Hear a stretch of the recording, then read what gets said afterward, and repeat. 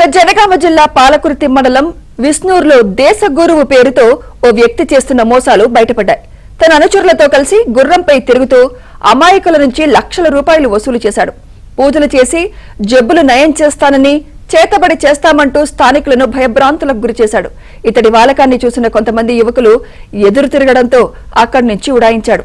అతడి శిష్యులను పట్టుకుని స్థానికులు పోలీసులకు ఫిర్యాదు చేశారు.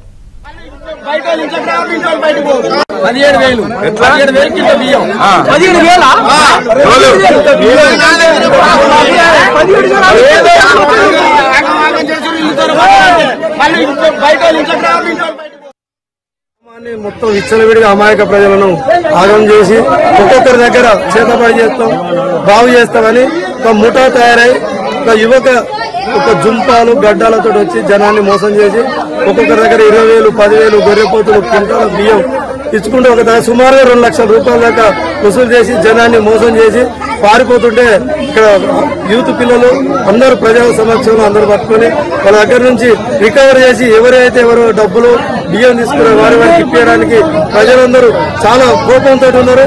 2 లక్షల రూపాయల దాకా వసూలు చేసి ప్రజలకు టోకర వేసి ప్రజలు అప్రమత్త టైంలో దేశగురి పారిపోవడం జరిగింది. వారి సిబ్బంది వారి వెంట ఉన్న వెహికలే గానీ గుర్రమే గానీ వాళ్ళ అదులో తీసుకోవడం జరుగుతున్నది. కాబట్టి గ్రామ ప్రజలంతా వారిని విచారించడం జరిగింది.